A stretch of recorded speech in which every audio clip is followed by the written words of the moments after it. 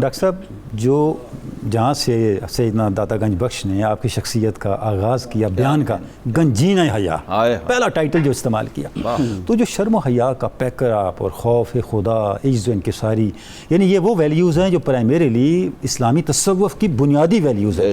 کچھ ارشاد فرمائیں. اور یہ ایمان ہے، الحیاء من الایمان. ٹھیک ہے، ٹوٹل ایمان ہے نا جی. ٹھیک ہے. تو آقا کریم علیہ السلام نے خود جس کو اکنالجمنٹ دی ہو وہ کیا ہستی ہوگی. سبحان. ملائکہ نوری مخلوق معصوم، اللہ اکبر، وہ حیا کر رہے ہیں. تو وہ لطافت کا، نفاست کا، نزاکت کا، طہارت کا ذرا دیکھیں لیول کیا ہوگا. سبحان اللہ. اہل سیر نے لکھا ہے کہ آپ گھر میں بھی جب کپڑے تبدیل کرنے ہوتے آپ میں کوئی بھی نہیں ہے، پھر بھی پچھلے کمرے میں چلے جاتے تھے. اچھا، اس کا مطلب دیکھیں مجھے یہ مزاج میں حیا ہے، اپنے آپ سے حیا، طبیعت میں اپنے آپ سے بھی حیا. اللہ علیہ وسلم کتنا فرماتے ہیں اور فرماتے ہیں کبھی بھی جب سے آقا کریم علیہ السلام کے ہاتھ میں ہاتھ دیا ہے اپنی شرمگاہ کو یہ ہاتھ نہیں. اللہ. اچھا، یہ وہ تنہائی خلوت کی باتیں ہیں تنولی صاحب، جو ہمارے آج کے دور میں کوئی فرد بھی نہیں. آج کے دور میں جو سوشل میڈیا نے حیا کی کونپلوں کو جلا دیا ہے، ان باتوں کو عام کرنا چاہیے. بے شک عام کرنا چاہیے. اور اس کی ایک کمال یہ ہے ان کا،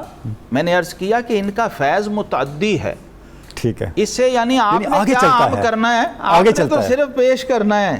یہ آگے نفوذ خود کرتا ہے. اس کے اندر اتنی قوت ہے، اتنی طاقت ہے ان کے عمل کی. ٹھیک ہے. تو حیا آپ کے مزاج میں اہل سیر کہتے ہیں ایسا تھا جیسا، ایک تو آقا کریم علیہ السلام کی سیرت کی چیزیں بھی آپ دیکھیں ان کے اندر ایسے پائی جاتی ہیں اور حدیث سے بھی ثابت ہے. ٹھیک ہے. جیسے کماری دو شیزاؤں میں ہوتا. ٹھیک ہے. اور یہ جو ظاہری ایک کہتے ہیں نا جی جمالیات کا جو لیول ہے، یہ خود بخود آپ کے اندر یہ چیز پیدا کرتا. ٹھیک ہے. اور میں یہ سمجھتا ہوں کہ آپ کا حیا کسبی نہیں تھا، فطری تھا، وہبی تھا، اور طبیعی تھا. اس وجہ سے تکلف نہیں تھا.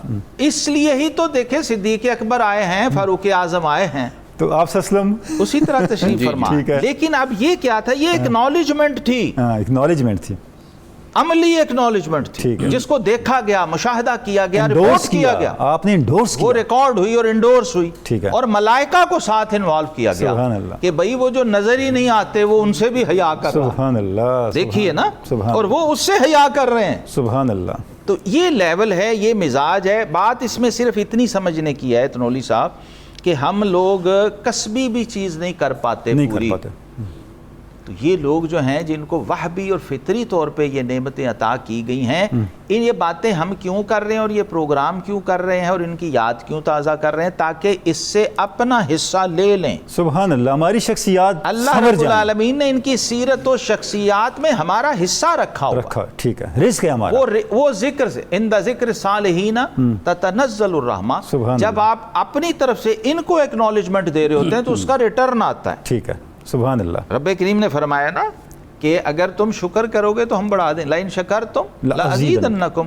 یہ ہم سیدنا عثمان غنی کا شکریہ ادا کر رہے ہیں. ٹھیک ہے. اور اس امید پہ کر رہے ہیں کہ ان کے لنگر کی کوئی خیرات، کوئی ذرہ، اور ان کے بحر ان کا خلق ہمیں بھی مل جائے، کا کوئی قطرہ چھینٹا ہمیں بھی نصیب ہو جائے. ٹھیک ہے. یہ مقصود ہے اصل میں ذکر کو چھیڑنے کا اور اگلی نسلوں تک سبحان اس کو پہنچانا. اچھا مجدد صاحب قبلہ، آپ کا جو خوف خدا ہے وہ بھی انتہا کو پہنچا ہوا ہے. اللہ اکبر. میں نے عرض اچھا وہ بھی تو حیا ہی کا ایک اثر ہے نا. بے شک. خوف خدا بھی تو حیا ہی کا ایک نتیجہ ہے. خوف خدا اللہ سے حیا ہے. اللہ سے حیا ہے، یہ اصل بات ہے. وہ جتنا جس درجے کا ہوگا اتنی خشیت آپ پہ ظاہر ہوگی. اور قرآن میں اللہ رب العالمین نے خود گواہی دے کے اسے مستقل آیت بنا دی ہے کہ یہ وہ بندہ نہیں ہے جو جنت یا دوزخ کے چکر میں مجھ سے ڈر رہا ہے. ٹھیک ہے. یا راتوں کو اٹھ کے جا کے میری عبادت کر رہا ہے. سبحان اللہ. یہ وہ شخص ہے کہ جنت اسے مل چکی ہوئی ہے، اس کی پراپرٹی بن چکی ہوئی ہے.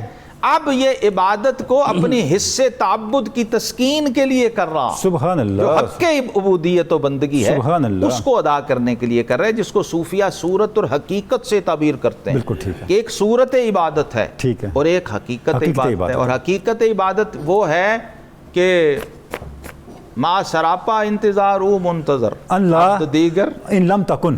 یہاں پہنچ جائیں. یہاں اس مقام معراج بندگی پہ جو فائز ہستی ہے, جب آپ اس کا دامن تھامتے ہیں نا تو آپ کو بھی بندگی کی لذت و حلاوت. سبحان اللہ.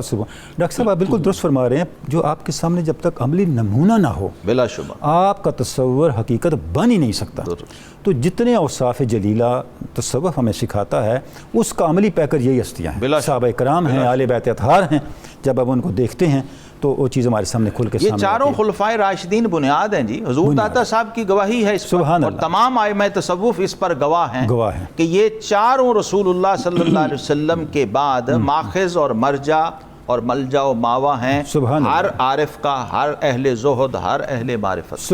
جس نے بھی اس راہ حق پہ چلنا ہے, راہ صدق و صفا پہ چلنا ہے, ان کے نقش قدم کے بغیر اس کا چارہ. مطلب ہے جتنے بھی یہ خلفائے راشدین ہیں ان میں سے ہر ہستی کسی نہ کسی وصف کی انتہا ہے بلا شبہ. تو جب اس راستے پہ چلیں گے تو وہ وصف آپ کو قرب حق کی منزلوں پہ لے جائے گا. سبحان اللہ. سبحان اللہ. سبحان اللہ. مجدد صاحب